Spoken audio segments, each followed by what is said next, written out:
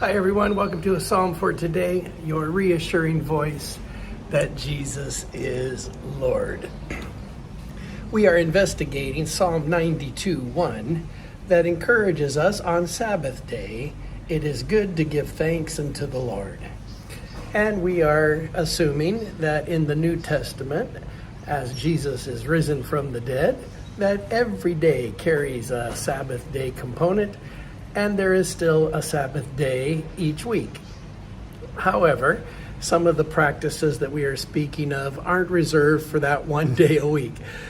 One day I was in the jacuzzi at the Alaska Club, and this guy got in the hot tub, and he said, we started talking about Jesus, and he goes, "You Christians are all messed up." I said, "Why?" He goes, "You believe in Sabbath day." I said, "What's messed up about that?" He said, "Well, you go like a maniac 6 days a week, and then you think that on the seventh day you can just stop and rest." He said, "You have to learn to take it easy all week long and have a special day of rest." I thought, pretty good point, bro. Thanks for pointing that out.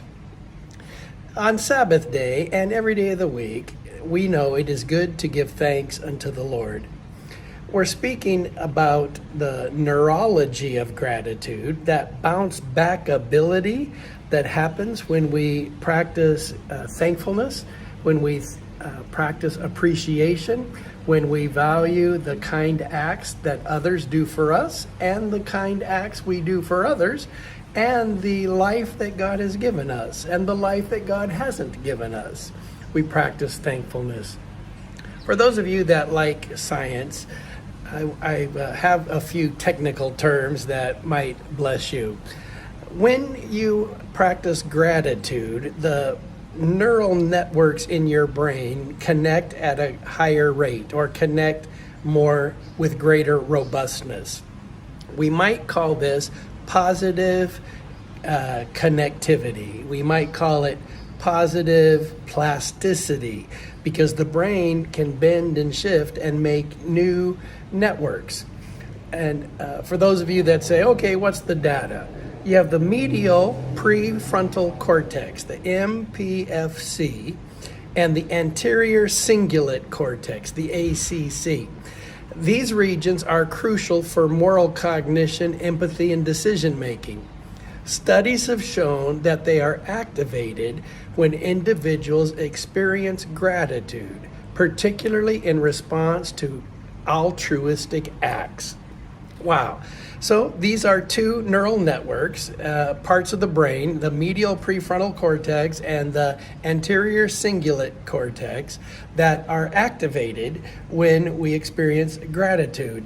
Then there is the ventromedial prefrontal cortex, the VMPFC. This area is involved in emotional regulation, and it is also linked to gratitude. So we're getting gratitude firing up all these neural networks. Then we have the nucleus accumbens. The nucleus accumbens. It's associated with reward processing. This region is activated when gratitude is experienced, reinforcing positive social interactions. So this type of gratitude fires off a part of the brain that reinforces the beauty and the delight of positive social interactions. Then we have the insula posteriomedial cortices. These regions contribute to social cognitive processes and basic emotions, playing a role in the experience of gratitude.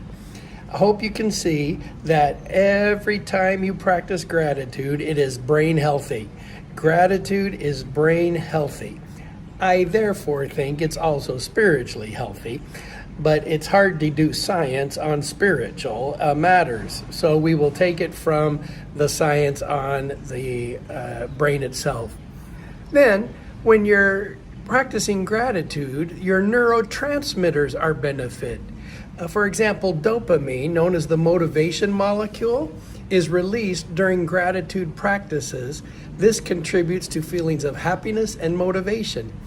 Practicing gratitude releases extra dopamine. Then there's serotonin.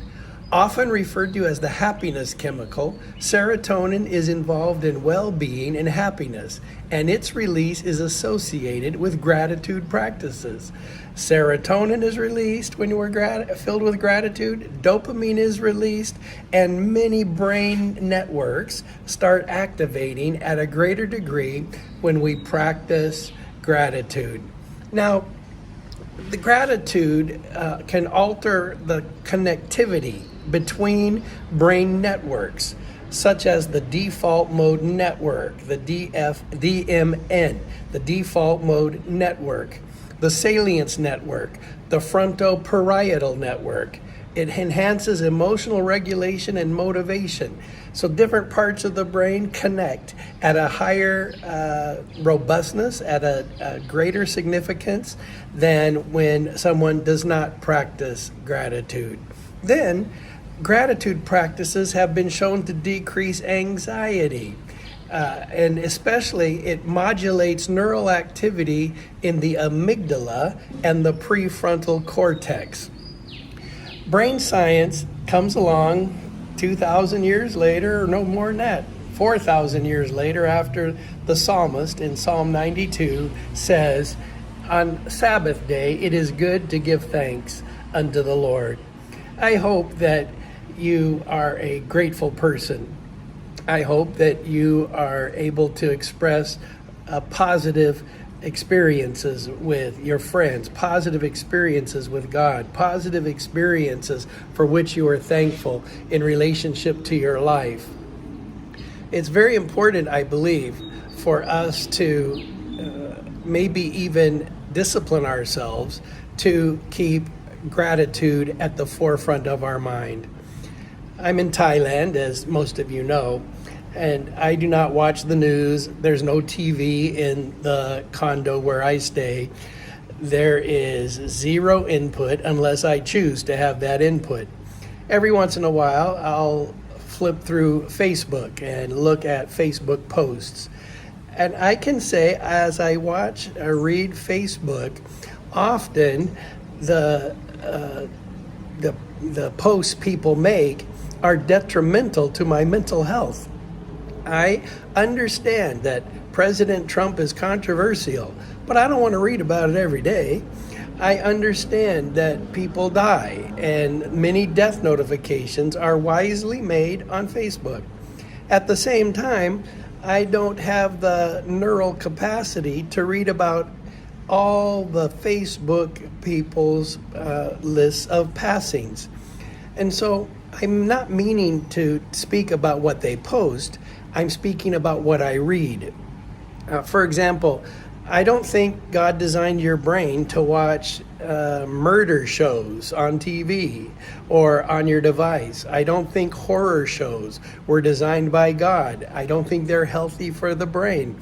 I think that much of the input that we have in our modern world is detrimental to our mental well-being, especially when children are young.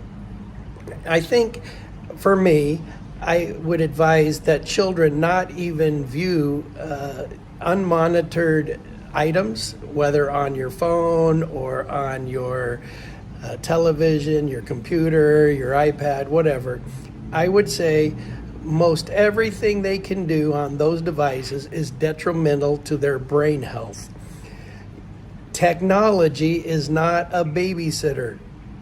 In addition to the content that can be detrimental, I realize that the cellular changes that these devices, the rays or the frequencies these devices send out, can be detrimental to brain health as well.